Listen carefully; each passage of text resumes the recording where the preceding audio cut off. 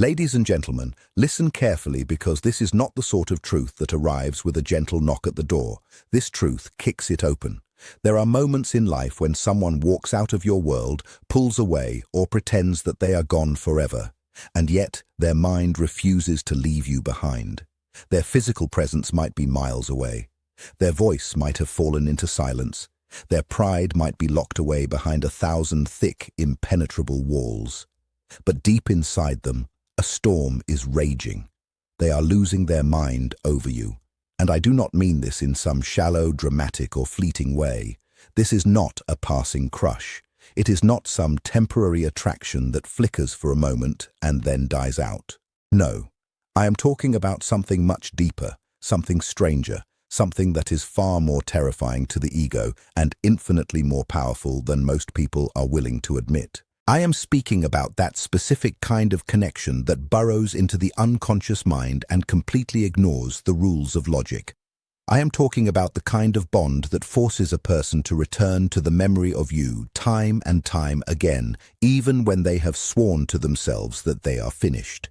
Even when they try to convince themselves that you no longer matter, even when they attempt to bury the feeling under layers of distraction, pride, loud noise, and the faces of new people. You are still there. You remain tucked away in the hidden chambers of their mind. You remain in the quiet, empty hours of the late night. You remain in the subtle pauses between their thoughts. You remain in the silence where no one else is permitted to go. This is exactly where someone like Carl Jung would tell us to stop and look much further than what is right in front of our eyes. That is because a human being is never defined solely by their conscious mind. The conscious mind is small. It is polished, refined, and polite. It is that part of us that stands tall and says, "I am perfectly fine," while the deeper, truer self is whispering that the opposite is actually true. The conscious mind constructs elaborate stories just to protect itself from feeling too much. It tells itself that it does not care. It tells itself that what happened meant nothing. It tells itself that it has successfully moved on to better things. But the unconscious mind has no interest in those kinds of speeches. The unconscious mind keeps a detailed record of everything. It stores every image. It holds onto every feeling. It keeps the lasting imprint of whatever touched the soul. And when someone has managed to touch your soul, they do not simply become a fading memory. They transform into a living, breathing force inside the psyche. This is the reason why they still see you in their dreams. This is why they remember the smallest, most random details about you. This is why your name flashes into their mind at the very moments they are trying their absolute hardest to forget you. This is why their heart tightens unexpectedly without any warning. This is why their entire mood shifts the moment your face comes back to them in a sudden flash, completely uninvited and impossible to stop. You really need to understand something of great importance here. When a person is losing their mind over you, it is not always because you gave them too much. Sometimes it is because you gave them too little too briefly, and yet with such profound intensity. A fleeting glimpse of something truly real can leave a deeper wound than a lifetime of something ordinary. A single moment of authentic, raw connection can create a hunger that the rational mind simply cannot explain. You might have looked at them in a way that no one else ever did. You might have seen them in a way that made them feel completely exposed, deeply understood, and vibrantly alive. You might have reflected back a version of themselves that they had long ago forgotten existed. And once a person has seen themselves through your eyes, they cannot ever truly go back to being exactly who they were before. That is where the real trouble begins. That is the moment the mind starts to split between denial and desire, between the things it wants to say aloud and the things it is too terrified to confess. Ladies and gentlemen, people do not always fall apart because they have experienced a loss. Sometimes they fall apart because of a realization. They saw something in you that awakened something dormant within them. Perhaps it was a sense of peace. Perhaps it was a burning intensity. Perhaps it was a quiet, gentle tenderness. Maybe it was the incredibly rare sensation of being truly met rather than managed, being understood rather than judged, and being desired rather than merely noticed. Once the psyche has tasted that specific level of depth, it begins to compare every other ordinary experience to it. That is when the mind becomes restless and agitated. That is when the nights start to feel agonizingly long. That is when they begin to replay past conversations in their head, wondering what you meant by a specific sentence, why you smiled the way you did, why you were quiet, why you left, why you changed, why you did not fight a little harder, and why you did not stay. Their mind transforms into a courtroom, and you are cast in the roles of both the witness and the final verdict. They question every single thing because the feeling you left behind is not something they can easily label or categorize. It cannot be placed neatly into a box marked as finished. It keeps breathing, it keeps moving, it keeps returning to haunt them. This is what most people consistently fail to grasp. The stronger their internal resistance, the stronger their obsession becomes. The more they tell themselves that they should not think about you, the more space you occupy in their inner world.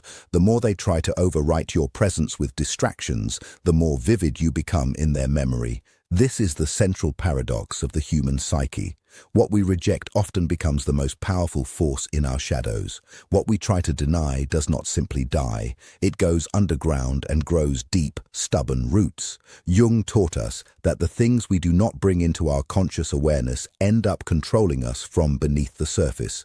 So, when someone claims that they are completely over you, but their actions prove otherwise, believe their behavior every single time instead of their words. Words are often just the elaborate costume that the ego wears to survive the shame of embarrassment. Behavior is the place where the hidden truth always leaks out. They check on you, they watch from a distance, they remember the details, they react to your presence. They become strangely and unusually quiet when your name is mentioned. They overthink things that should have remained simple.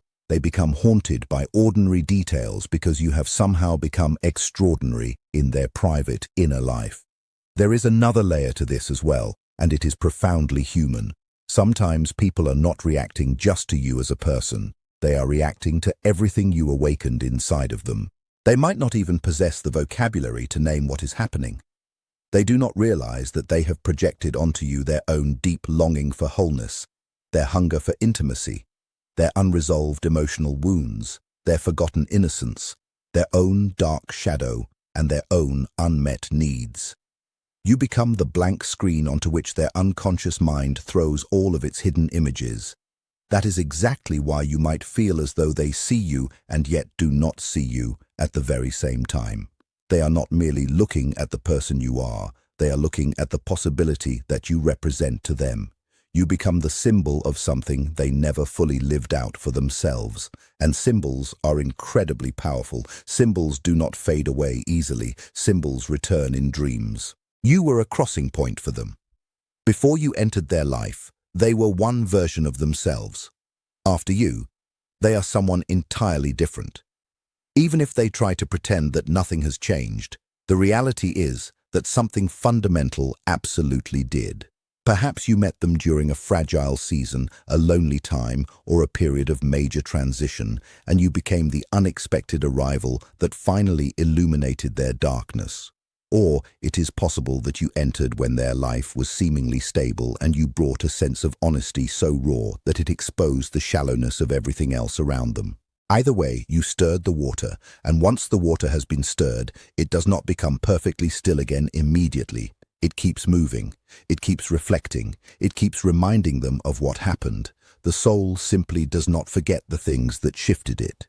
You should not be surprised when they search for you in other people and find only a feeling of emptiness. Do not be surprised when the inevitable comparisons begin. And do not be surprised when they claim they are completely over you, yet remain strangely unable to recreate the specific feeling that you gave them. That happens because the soul does not respond to replacements the way the ego does. The ego is capable of accepting a substitute. It can tell itself that this new person is similar enough. But the soul knows the real difference. The ego can be easily distracted by new things. The soul cannot be fooled quite so easily. Once a person has felt that specific kind of depth, everything else starts to feel much louder. All empty, surface-level conversations feel colder. All performative displays of affection feel thin. All easy, quick attachments feel suspicious and wrong. That is both the curse and the blessing of having a real impact. You awaken standards in people that they did not even know they possessed. You awaken a hunger that they find they cannot satisfy anywhere else. You awaken a memory that refuses to obey the simple passage of time. Maybe that is exactly why they are losing their mind over you. It is not because you begged them to notice you. It is not because you chased them down or made yourself small just to fit into their life. It is because you were real. You brought a genuine presence into a world often filled with pretenses. You offered something that simply could not be faked. You touched something deep within them that their own life had neglected for far too long. A real connection has its own kind of gravity. It pulls on you, it shapes your path, it disturbs your status quo, it leaves an imprint that ordinary encounters cannot possibly erase. Even when the chapter is finally closed, that energy remains active. It lingers in the psyche like an unfinished sentence, and we all know that unfinished sentences have a way of haunting people. Ladies and gentlemen, let me speak very plainly now. The mind becomes unstable when it is forced to face a truth that the ego refuses to digest, and the truth in these specific moments is often quite simple. They cared much more than they ever admitted. They felt much more than they were ready to own. They lost much more than they were actually capable of processing. They were changed by you, and because change is inherently uncomfortable, they tried their best to control the feeling. But feelings that are not processed do not just disappear. They return as obsession, as longing, as regret, as fantasy, as memory, as dreams, and as sudden, sharp emotional spikes. They might be standing in a room packed with people and yet still be thinking of you. They might be smiling at someone else and still be feeling your absence like a wound that is opening up all over again. They might be telling themselves a brand new story about how they are doing fine, but their body still remembers the old one. Their nervous system remembers. Their heart remembers, their shadow remembers. This is the reason why people sometimes act so irrationally after a connection comes to an end. They send you mixed signals. They appear in your life and then they disappear. They reach out to you and then they retreat. They say one thing to you and then they do something completely different. They test your reaction to see if you are still paying attention. They look for signs because they want to know whether you still hold power over them, because somewhere deep inside they already know that you do. The mind hates being under the influence of anything it cannot master. That is where pride enters the scene. Pride whispers that they cannot let you see how much you actually affect them. Pride demands that they must appear completely untouched. Pride insists that they will be the ones to make you wonder about them. But the unconscious mind says something entirely different. The unconscious knows that they are not untouched. It knows they are deeply marked. That mark can be called many things: attachment, projection, desire, heartbreak, recognition, unfinished longing, spiritual tension, or emotional debt. Whatever name you choose to give it, the effect remains the same. They are not at peace. They are circling back. They are returning to you in their thoughts. They are remembering everything. They are losing the simplicity of being able to forget. Perhaps you, on the other side of this, have wondered whether the impact you had was really as significant as it felt. Let me answer you very clearly. Yes, it was real. When someone cannot dismiss you, cannot digest the experience, cannot replace you, and cannot fully understand why they feel the way they do, it means your presence has entered a much deeper layer than just daily conversation. You have moved into the core architecture of their inner world. That is not ordinary. That is not forgettable. And that is certainly not small. Some people pass through our lives like the weather, here for a moment and then gone. Others enter like a bolt of thunder. They shake the very foundations of who we are. They change the atmosphere of our lives. They leave people staring up at the ceiling at 2 in the morning, asking themselves the questions they spent all day trying to avoid. Why do I still think about them? Why do I still feel their energy? Why can I not just let this go? Why does everything I see remind me of them? These are not the questions of a mind that is free. These are the questions of a mind that has been touched in its deepest, most secret chamber. And what is that deepest chamber? In the language of Carl Jung, we could call it the place where the shadow meets the longing self. It is the place where all the parts of us that we suppress gather in secret. It is where the truth goes when it has nowhere else left to live. When a person is losing their mind over you, their shadow may be speaking through their irritation, their fascination, their jealousy, their dreams, their sudden nostalgia, their inability to stay away, or their desperate urge to know what you are doing, who you are with, whether you have moved on, and whether you still remember them. The conscious mind can pretend that those questions are just casual curiosity. The unconscious mind knows that they are not. They are confessions in disguise. Every single attempt to appear indifferent may secretly be a desperate attempt to remain connected to you. Every attempt to deny their feelings may secretly be an admission of how deep those feelings actually go. This is why silence can become so incredibly loud, because silence does not always mean nothing is happening. Sometimes silence is simply the place where longing has no language left to use.